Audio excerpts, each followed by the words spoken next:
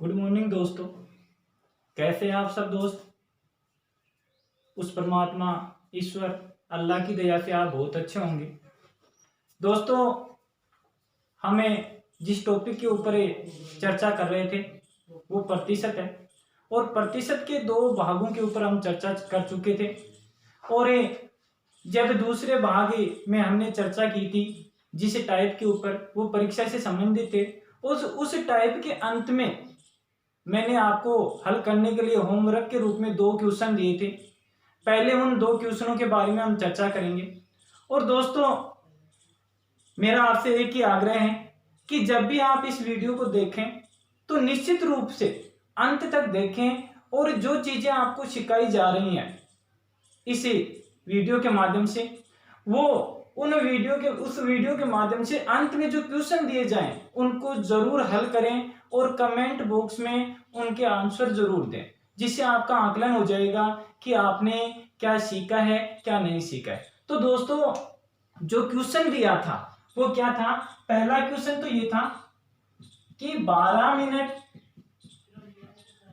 एक दिन का कितना प्रतिशत है। 12 मिनट एक दिन का कितना प्रतिशत। बात यहां देखिए, 12 मिनट ज्ञात करवाने की कर रहा है और एक दिन का पूछा है।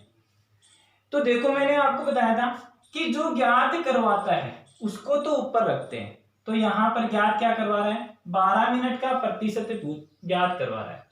एक दिन का किसके ऊपर, एक दिन के ऊपर करवा रहा है। तो एक दिन में कितने घंटे होते हैं, 24 घंटे होते हैं। और 24 घंटों को आप मिनट में बदलोगे तो कितने से गुणा करोगे, 60 से गुणा करोगे, ठीक है, इंटू 100।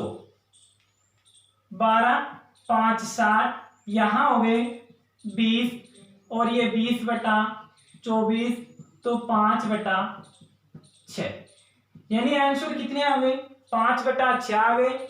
और इसको यदि आप ऐसा करोगे कि पॉइंटों में निकालोगे तो 6 का भाग 5 में दोगे तो 0.83%। तो पहला प्रश्न तो यहां ये हल हो गया कि 12 मिनट एक दिन का कितना प्रतिशत है। तो ज्ञात क्या करवा रहा है, 12 मिनट का करवा रहा है एक दिन का, ठीक है। तो जो ज्ञात करवाते हैं उसको ऊपर लिखते हैं, बाकी नीचे इकाई सेम करनी जरूरी है आपको। यहां मिनट है तो यहां भी मिनट है। या मैं ये कह सकता हूं कि जो का से जुड़ी हुई संख्या है, ध्यान रखना, आगे जितने भी प्रश्न आएंगे किसी भी प्रश्नावली में, उनमें देख लेना कि जो का से जुड़ी हुई संख्या है उसका मान हमेशा नीचे आता है। तो का से क्या जुड़ा हुआ है, एक दिन, इकाई छोटी क्या है, मिनट है। तो एक दिन में कितने घंटे होते हैं, 24 इंटू 60, मिनट में बना दिया। 12 मिनट का मान ज्ञात करना है, बाकी वो की वही प्रक्रिया हो गई, ठीक है। तो वही 5/6 और 0.83%। ये तो है हमारा पहला क्वेश्चन। दूसरा क्वेश्चन क्या था, दूसरा क्वेश्चन था कि एक परीक्षा में एक विद्यार्थी 60% एक विषय में और दूसरे विषय में 70%, ये तो था उत्तीर्ण का, ये तो किसका था, उत्तीर्ण का। और 35% दोनों विषयों में अनुत्तीर्ण का दर्शा रखा था। पहले तो इकाई सेम करते हैं, पहले तो क्या करते हैं, इकाई सेम करते हैं। क्योंकि इकाई सेम इसलिए करनी है कि हमें जो अंत में संख्या दे रखी है वो दे रखी है 1300 विद्यार्थी उत्तीर्ण है। तो कुल छात्र संख्या ज्ञात करो, कुल छात्र संख्या ज्ञात करो। अभी देखिए इकाई ज्ञात करते हैं, यहां पर उत्तीर्ण की दे रखी है तो सबको उत्तीर्ण बना लो। देखो मैंने क्या बताया था, a + b - c, 60 उत्तीर्ण है, 70 उत्तीर्ण है। तो यहां देखिए 35 अनुत्तीर्ण है। तो दोनों विषयों में कितने, 65 उत्तीर्ण हो गए। अरे भाई 100% होता है टोटल, तो 100% में दोनों विषयों में 35 अनुत्तीर्ण है, तो उत्तीर्ण कितने बच गए? 65%। ठीक है, 130 माइनस 65 बराबर 65। देखिए यहां पर 65% दोनों विषयों में ये उत्तीर्ण का प्रतिशत आ गया। किसका प्रतिशत आ गया? उत्तीर्ण का प्रतिशत आ गया। इधर देखिए 65% का मान किसके बराबर है? 1300 के। तो कुल छात्र संख्या पूछी है, तो इसका मान हमें ज्ञात करना है। जो ज्ञात करवाए उसको ऊपर लिख दो, 100/65 इंटू 1300 काटा 20 वर्ग, तो कुल छात्र संख्या कितनी आ गई? 2000 आ गई। कुल छात्र संख्या कितनी आ गई? 2000 आ गई। तो ये तो थे हमारे कल के 2 क्वेश्चन। अब आगे आज हमें नई टाइप की शुरुआत करते हैं। तब तक आप इसकी स्क्रीनशॉट ले लीजिए या अपनी नोटबुक के अंदर उतार लीजिए। तो दोस्तों आज हम दूसरी टाइप लेते हैं, और ये दूसरी टाइप का पहला क्वेश्चन आपके सामने स्क्रीन पर है। देखिए दोस्तों, ये क्वेश्चन इसी प्रतिशत की प्रश्नावली का नहीं है। यही क्वेश्चन मैंने आपको बताया था जब शुरुआत करवाई थी कि प्रतिशत वो प्रश्नावली है जो आपको लाभ हानि में मिलेगी, अनुपात समानुपात में मिलेगी, क्षेत्रफल की प्रश्नावली में मिलेगी, इसके साथ साथ अन्य 5-6 प्रश्नावली में और मिलती है। तो यही क्वेश्चन आपको अनुपात समानुपात में भी देखने को मिल जाएगा। तो यदि यहां सीख लेंगे तो आगे का काम आसान हो जाएगा। तो देखिए दोस्तों, ए की आय बी की आय से 25% अधिक है तथा बी की आय सी की आय से 20% कम है। यहां पर कितने बंदे हैं? 3 है, ए, बी और सी। देखिए इस प्रकार के क्वेश्चनों में हमेशा याद रखना, यदि आप पीछे से चलो, यानी यहां से शुरुआत हो रही है, लेकिन आप यदि इस सेकंड पद से चलो कि बी की आय सी की आय से 20% कम है, तो प्रश्न हल करने में आसानी हो सकती है। बी की आय सी की आय से 20% कम है, तो यहां सी की कितनी मान लो? 100 मान सकते हो आप, क्योंकि सी से 20% कम है। तो यहाँ 100 का 20% 20 होता है, तो बी की कितनी हो गई? 80 हो गई। बी की कितनी हो गई? 80। अब आगे क्या कह रहा है कि ए की आय बी की आय से 25% अधिक है। देखिए बी से 25% अधिक, कितनी प्रतिशत अधिक? 25% अधिक। तो ऐसे क्वेश्चनों में कैसे निकालोगे कि यहां पर आप निकाल सकते हो 80 है, 25% अधिक है, तो 125/100, 20 चौक 80, 5 25 यानी 25 चौक 100, यानी ए की आय कितनी आ गई? 100 आ गई। यानी कहने का मतलब कि हमारे पास ए की आय 100 आ गई, बी की 80 आ गई और सी की कितनी आ गई? 100 आ गई। तीनों को काट दो जिस संख्या से कट रही है, तो 20 5 100, 20 4 80 और 20 5 100, यानी इनकी कुल आय का जो अनुपात है 5:4:5 है। अभी यहां पर देखो हमें करना क्या है कि कुल आय दे रखी है। क्या दे रखी है? कुल आय दे रखी है। तो इधर भी अनुपातों का क्या करेंगे? कुल करेंगे। अनुपातों का क्या करेंगे? कुल। कहने का मतलब कि यहां पर 5 और 4 9 और 9 और 5 14, 14 का मान किसके बराबर है? 1400 के बराबर है। किसके बराबर है? 1400 के बराबर है। तो किसका पूछा है? बी की आय पूछी है। किसकी आय पूछी है? बी की आय। तो मैंने आपको बताया था कि यदि बी की आय पूछे या ए की आय पूछे, किसी की भी आय पूछे, आपको घबराने की जरूरत नहीं है। यदि आपने एक भी मान बराबर रख लिया तो सारे मान आराम से आ जाएंगे। बी की आय पूछी है तो बी का अनुपात कितना है? 4। कुल अनुपात कितना है? 14। यानी जो ज्ञात करवा रहा है उसको ऊपर, जो दिया हुआ है उसको नीचे, इंटू 14। उत्तर कितने आ गए? 400 आ गए। या एक सबसे बेस्ट तरीका ये भी है कि 14 का मान 1400 है, तो 1 का मान ज्ञात कर लो आप। 1 का मान 100 आ गया भाग देने से। तो यहां पर इसका अनुपात b का कितना है, तो b का हो गया 4 × 100 बराबर 400। यदि मैं a का पूछूं तो 5 × 100 बराबर 500। यदि मैं c का पूछूं तो 5 × 100 बराबर 500।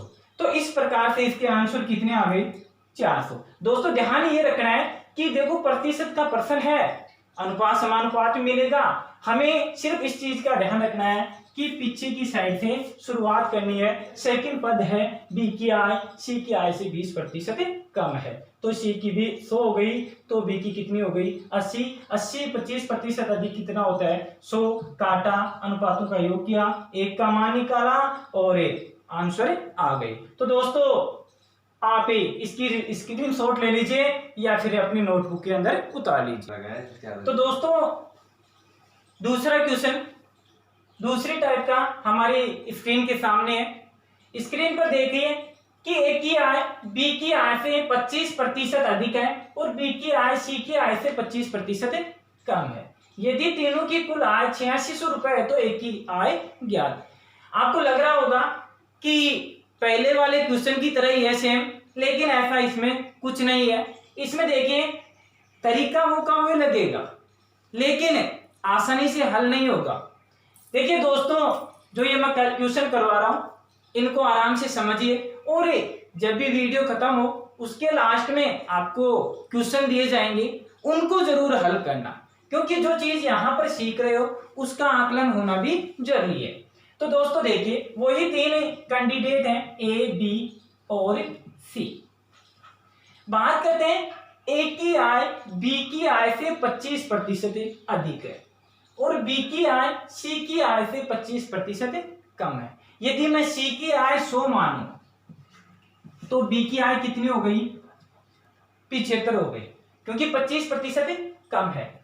अब यहां पर देखो बी की आय से ए की आय 25% अधिक है।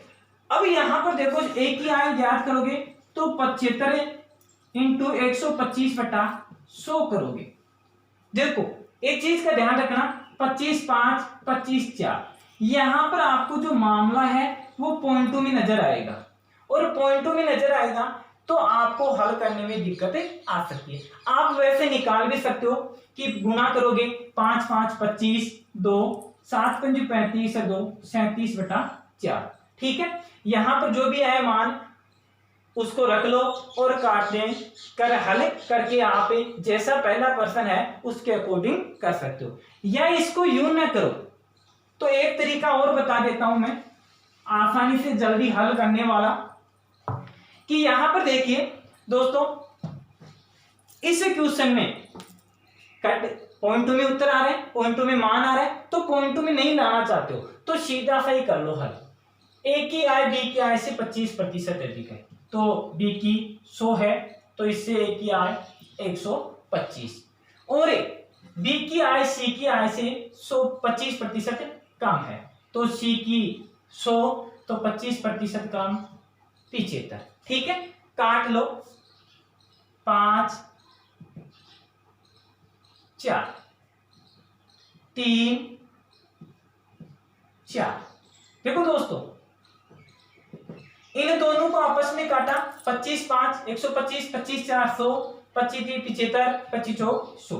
अभी यहां पर देखो इनको अनुपात बनाने के लिए तो ऐसे गुणा कर देते हैं, ठीक है, या 5, या मैं एक तरीका और बता देता हूं, यदि ऐसे नहीं गुणा भूल भी जाओ तो खाली स्थान की पूर्ति कर दो, कि जहां पर मान लीजिए इसकी जगह ये खाली है तो 4, ठीक है, यहां इधर खाली है तो ये लो 15 12 और 16 ये मान आ सकता है। या ऐसा नहीं करो तो यदि 3 ही अनुपात दे रखे हैं तो सीधा सा है कि यूं मल्टीप्लाई कर दो, 5 3 15 4 3 12 और 4 4 16, ये आ गया अनुपात। अभी देखो टोटल योग दे रखे है ना, तो यहां पर कुल अनुपातों का क्या कर लो योग कर लो। देखिए 6 5 11 यानी 43 आ गए। 43 का मान कितने के बराबर आ रहा है 8600 के बराबर आ रहा है।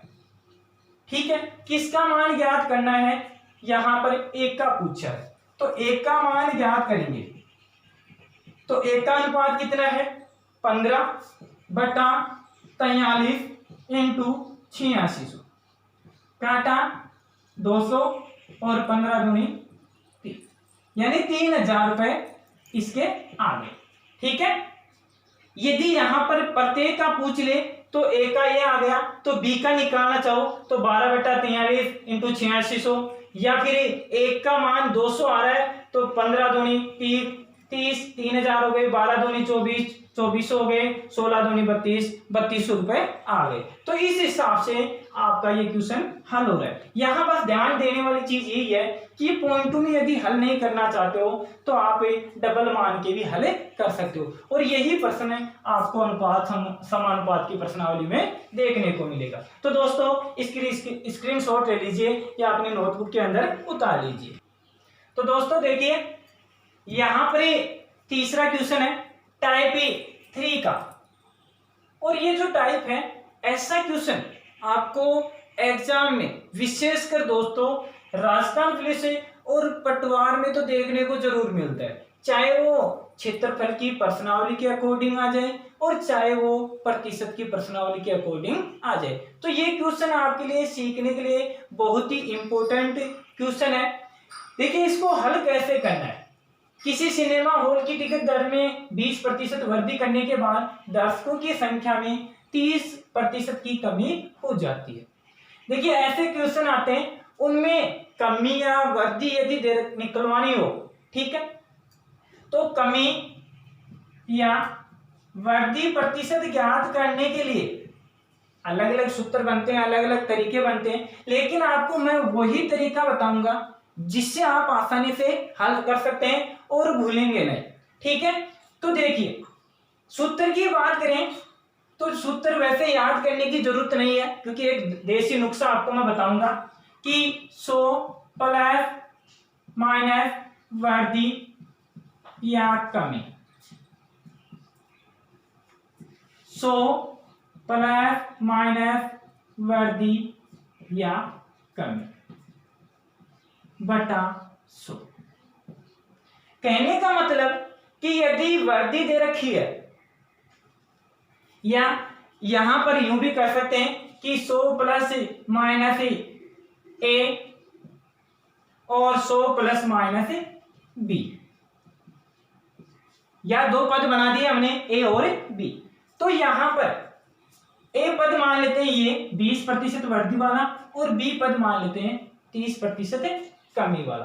तो यहां पर देखो वृद्धि हो रही है, इसका मतलब जुड़ रहा है, तो 100 में कितना जुड़ा 20 जुड़ा 120, दोनों के बीच में गुणा का चिन्ह है। कमी हो रही है कितना 30, तो 70 बटा 100, 12.784%। अभी यहां पर देखो उत्तर 84% मत कर देना, आधार प्रतिशत का कितना हो रहा है 100 होता है, हमने आधार कितना माना 100 माना। अभी यहां पर देखो 100 से 84 बन रहे हैं, 100 से क्या बन रहे हैं 84 बन रहे हैं, तो इसका मतलब कमी हो गई। कमी कितने परसेंट की हो गई 16% की क्या हो गई कमी हो गई। 100 मानते हैं, 100 में से 84 घटाए तो 16% की कमी हो गई। दोस्तों यहां पर आपको ये सूत्र याद करने की जरूरत नहीं है, आप तो सीधा सा एक ही नुस्खा अपना लो कि यदि वृद्धि हो रही है तो 100 में जोड़ के लिख दो 120, और कमी हो रही है तो 100 में से घटा के लिख दो 70 बटा 100, 12.784। कितनी कमी हो रही है 16% की कमी हो रही है, 16% की क्या हो रही है कमी हो रही है। तो यहां पर सूत्र लिखने की आवश्यकता नहीं है, सीधा यदि वृद्धि हो रही है तो 100 में जोड़ के लिखो और कमी हो रही है तो 100 में घटा के लिखो।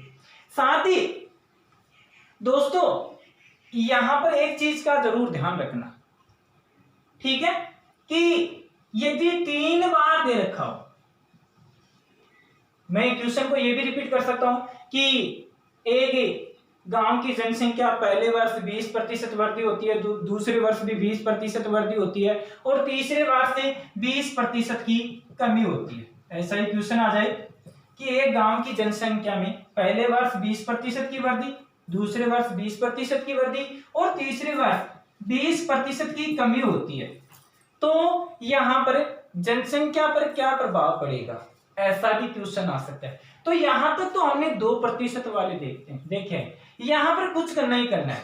20% की वृद्धि 120, 20% की वृद्धि 120 और 80। यहां पर 3% दे रखे हैं ना, तो आधार में 200 लगा दो। आधार में कितने 100 लगा दो, 2, 1 0, ये कट गया, ये कट गया, ठीक है। 4 और 5, 12 12 144, 144 इंटू 4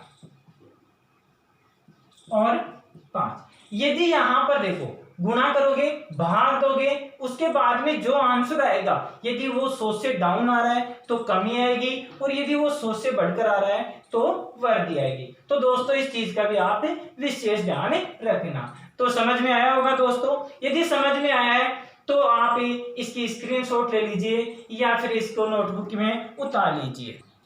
दोस्तों टाइप तीसरे का चौथा क्वेश्चन हमारे सामने, किसी वर्ग की भुजा में 40% वृद्धि कर दी जाए तो क्षेत्रफल पर क्या प्रभाव पड़ेगा। अक्सर ऐसे प्रश्न आते हैं क्षेत्रफल की प्रश्नावली में और प्रतिशत की प्रश्नावली में, तो हमें जल्दबाजी में गलत करते हैं। कैसे गलत करते हैं कि एक ही तो भुजा दे रखी है, 40% कर दो। यहां पर देखो हमें ध्यान देना है कि वर्ग का नाम ले रहा है, तो वर्ग के क्षेत्रफल का सूत्र क्या होता है, भुजा स्क्वायर होता है, ठीक है। वर्ग दे रखा हो, वृत्त दे रखा हो, या मैं कहूं कि क्षेत्रफल से संबंधित कोई भी प्रश्न दे रखा हो, तो वहां पर एक तरह से वर्ग माना जाता है। और यदि मैं कहूं कि आयतन से संबंधित कोई प्रश्न पूछ रहा है तो वहां पर घन माना जाता है। कैसे, आयतन जैसे गोले का आयतन, शंकु का आयतन, ठीक है, या घन का आयतन, घनाभ का आयतन, तो वहां पर यदि एक ही भुजा, वहां पर भी जैसे घर में एक ही भुजा देगा, ठीक है, तो वहां पर एक भुजा देगा, तो वहां पर आयतन का मतलब है कि आपको क्यूब करना है। देखिए यहां पर क्षेत्रफल दे रखा है भुजा स्क्वायर, तो यदि मैं बात करूं 40% फर्स्ट भुजा है तो सेकंड भुजा भी कितनी होगी, 40% होगी। सेकंड भुजा भी कितनी होगी, 40%।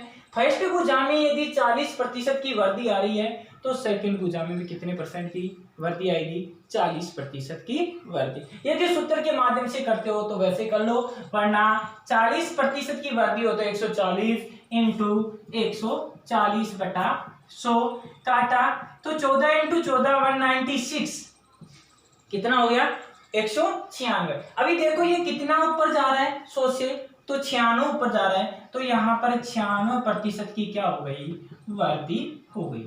देखिए दोस्तों मेन चीज समझने वाली ये है कि यदि क्षेत्रफल का नाम ले रहा है तो आपको एक भुजा दे तो वहां समझ जाना कि दूसरी भुजा भी कितनी होगी, उतनी होगी। यदि वृद्धि की बात कर रहा है तो 100 में जोड़ के लिख देना, और यदि कमी की बात कर रहा है तो 100 में घटा के लिखना। दोस्तों मैंने जो पीछे आपको प्रश्न दिया था 20% वृद्धि, ठीक है, 20% वृद्धि और 20% कमी, उसका आंसर आपको कमेंट बॉक्स में देना है, कितना कमी या वृद्धि आएगी। दूसरा क्वेश्चन यहां पर यदि मैं ये कहूं आपको कि एक घन है, उसकी भुजा में 20% की कमी कर दी जाती है या 20% की कमी कर दी जाती है, तो आयतन पर क्या प्रभाव पड़ेगा, आयतन पर क्या प्रभाव पड़ेगा। तो इसका आंसर भी आपको दोस्तों कमेंट बॉक्स में देना है कि 20% की कमी हो रही है तो घन के आयतन पर क्या प्रभाव पड़ेगा। तो दोस्तों जैसे जैसे आप क्लास देखें उसी के अनुसार आप तुरंत हल करके इसको कमेंट बॉक्स में इसका उत्तर दीजिए।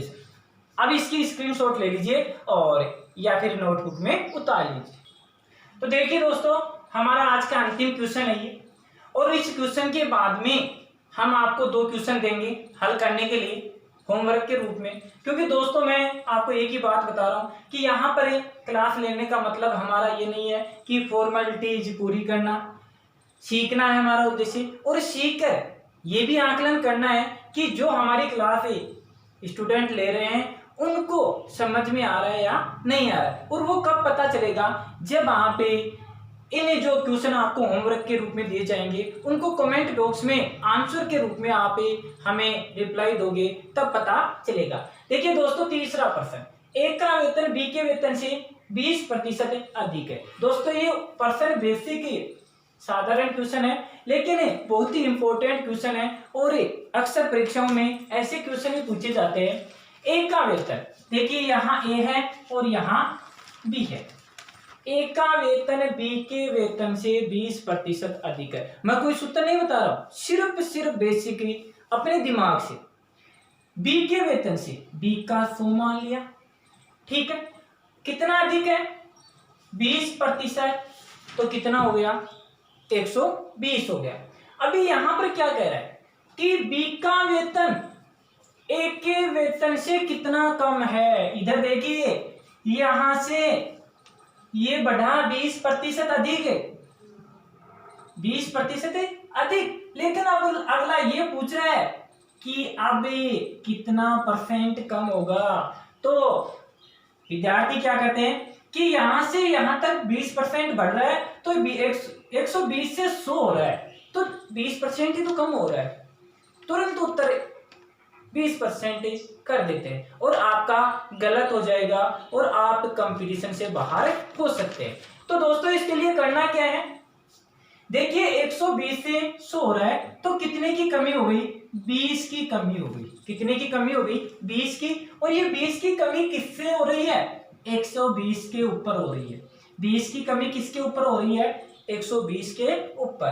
प्रतिशत में ज्ञात करने के लिए 100 से गुणा कर दो, 20 एकम 20, 20 6, यहां पर काटोगे तो 50 और 3, 16 सही 2/3% की क्या आ गई, कमी आ गई। दोस्तों मैं जो ये बेसिक सिखा रहा हूं आपको, किसी भी कोचिंग में ऐसे स्टूडेंटों को नहीं सिखाया जाता है और वो अक्सर फॉर्मेलिटी के तौर पर वीडियो देखते हैं। हमारा टारगेट है सिर्फ आपको सिखाना, तो इसके लिए बराबर जुड़े रहना पड़ेगा। या सूत्र की बात करें तो किताबों में आपको सूत्र मिल जाएगा कि कमी या वृद्धि बटा 100 प्लस माइनस कमी या वृद्धि इंटू 100। वही बात आ गई, वृद्धि हो रही है कितने की, 20% की वृद्धि हो रही है, तो 100 में जोड़ के लिख दो इंटू 100। वही 16 से ही 2/3% की क्या आ गई, कमी आ गई। तो दोस्तों ये थे आज के हमारे क्वेश्चन। अब आपको 2 क्वेश्चन दिए जाएंगे होमवर्क के रूप में, जो आज हमने पढ़ा है उससे संबंधित थी, तो उनको हल करके कमेंट बॉक्स में रिप्लाई जरूर देना है। इसकी स्क्रीनशॉट ले लीजिए। तो दोस्तों आपके सामने स्क्रीन के ऊपर 2 क्वेश्चन है और वो 2 क्वेश्चन ये हैं, यदि इन क्वेश्चनों को हल करके आप कमेंट बॉक्स में इनकी रिप्लाई देंगे तो एक चीज तो ये हमें पता चलेगा कि आप हमसे कुछ सीख रहे हैं, तो हम भी आपको कुछ बेटर से बेटर सिखाने की कोशिश करेंगे और अपना 100% देने की कोशिश करेंगे। तो दोस्तों आपको यही काम करना है, वीडियो को शुरू से लेकर अंत तक देखना है और देखकर जो ये क्वेश्चन दिए जाते हैं होमवर्क के रूप में, आपको उनको जरूर हल करना है। हल करने के साथ साथ दोस्तों आपको देखिए कोई चीज अच्छी मिल रही है तो हमारा दायित्व है कि दूसरे को भी वो वितरित की जाए। तो इस वीडियो को ज्यादा से ज्यादा आपको शेयर करना है, लाइक करना है और कमेंट करना है तथा घंटी वाली जो बटन है ना उसके ऊपर जरूर दबाना है, क्योंकि वो लाल नहीं रहना चाहिए। और बाकी दोस्तों मैं मेरी इस मधुर वाणी को यही विराम देना चाहता हूं आपके शुभ दिन के लिए।